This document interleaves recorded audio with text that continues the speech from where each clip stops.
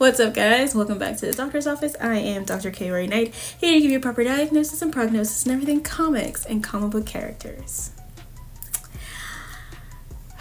Maybe it's just me. I don't know. But murder seems to find me before I find it. And usually I would be concerned. But I'm not because, I love me a good murder story. Okay, so because growing up reading Stephen King, the Goosebumps, and Bailey's Cool Kids, mystery thriller things are life. Horror, as you can see, is where I live. So this one is called Beneath the Trees Where No One Can See. I'm pretty sure is like the full title. I just have it in the folders Beneath the Trees, but and all of the characters here are animals. And I feel like that's probably what makes it worse. I feel like that is what makes this more difficult to swallow down than if it were people. Because you would expect things like this out of people. So, murder is where we live. Right, so it's about this time. It's about this place called Woodbrook, and it's a very, very nice little town. Quite literally, everybody knows everyone there. So it's like one of those small town things. And there is a bear. Her name is Samantha Strong. She is kind of just walking through and saying hello to everybody by fucking name. So again, everybody knows everybody. And she kind of runs like a mom and pop Ace Hardware. She sells paint, she sells tools, things like that. And when people come in and need assistance, like she's seen showing a guy, I think his name's not Martin, but he has a float in the upcoming parade. I think the parade's like literally like the next day from where this starts. And some people were helping him with the float, or some of the neighbors were helping him with the float, and they had kind of just like some spots open. So she's showing him how to fill in those spots. And so, she knows her shit. And again, everybody knows everybody. So there is a goat who is in and kind of out of everywhere. His name is Martin. Focus on Martin. Martin's important. And Martin is being very forgetful, or has been very forgetful, and he's kind of worrying the neighbors, because I keep wanting to say people and they are not people. He's kind of worrying his neighbors because Samantha walks past him as he's trying to buy a newspaper, but the guy selling the newspaper is like, I gave you your newspaper 5 minutes ago, right? And this is the third time that you've asked for your paper. You already have your paper. And his paper is quite literally rolled up in his pocket. So it's not like it's a lie. He definitely does still have his paper. So inside of Sam's store, she has an employee. His name is Charlie. Charlie, I believe, is a mole. And like his family ends up coming in later, but she gets a delivery and they're like, hey, you want this in the back? She's like, yeah, totally. While also in the store, while she's helping the turtle whose name I don't remember, there is a guy there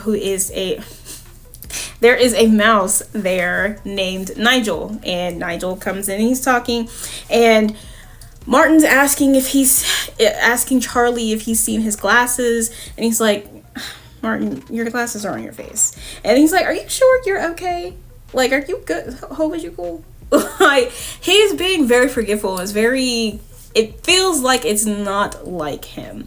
So Samantha is talking about how cool and, close the little small town is. And she ends up leaving and she ends up going into the city. As she's leaving to go into the city, she passes by Martin, who is asking another person if they've seen his glasses, and he pulls them off his face and he's like, oh, there they are, as if someone did not just tell him his glasses were on his face already. So she goes to the city, and this is how girlies relax. So she goes to the city and she's giving out all of this advice as she's talking, and she says the first rule that she always gives herself is to always be random and quick. So her car looks like it's broken down or she's needing assistance with her car, and there is a guy who is a duck. He comes up to her and is like, do you need help? And she's like, oh my gosh, yes, I do. And as he is assisting her, she knocks him out with what seems to be chloroform and stuffs him in the back of her car. She then leaves the city and goes out into the woods, and she has him hanging from a tree. She pierces like his beak or the back of his neck, and then ends up slitting his throat open to let him bleed into the ground.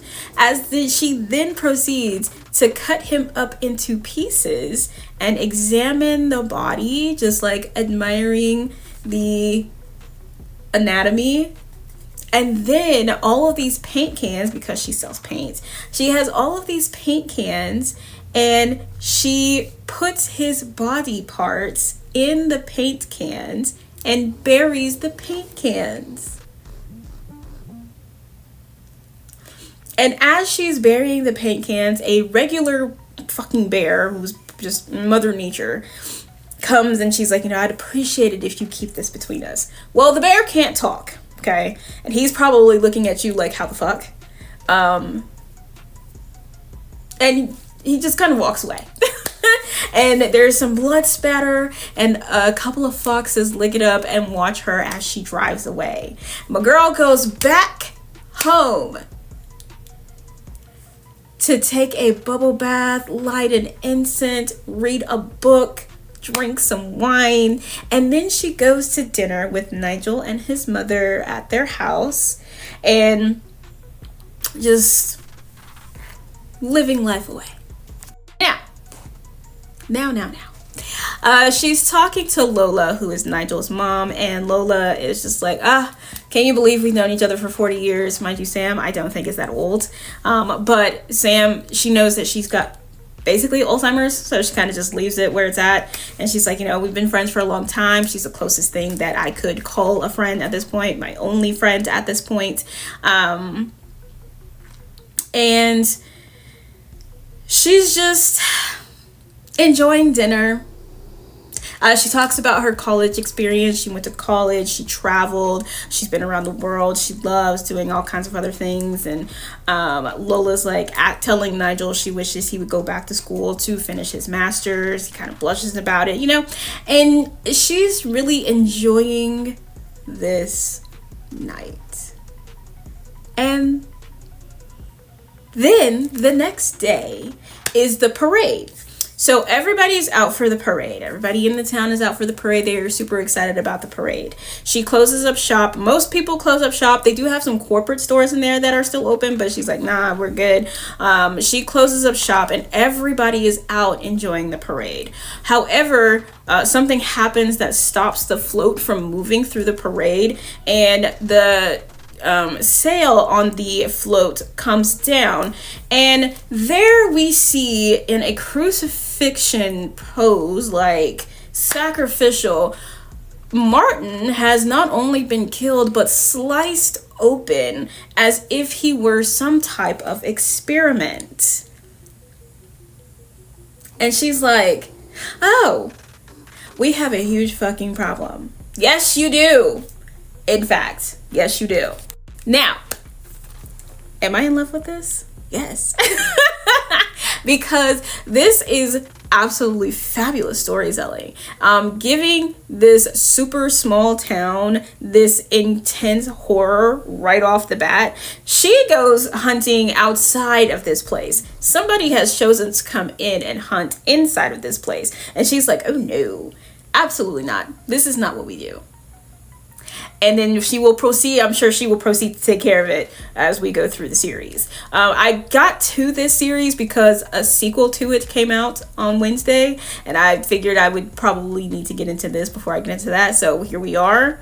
Tens across the board. Image Comics is just, they know what they're doing. They know their audience. They know we're all crazy. So I can't wait to get back into this or into the next one. But that is it for this episode of The Doctor's Office. If you hadn't gotten Midnight Whispers or Salt Blood, please do so. Websites are going to be in the description. And I will see you guys at your next checkup.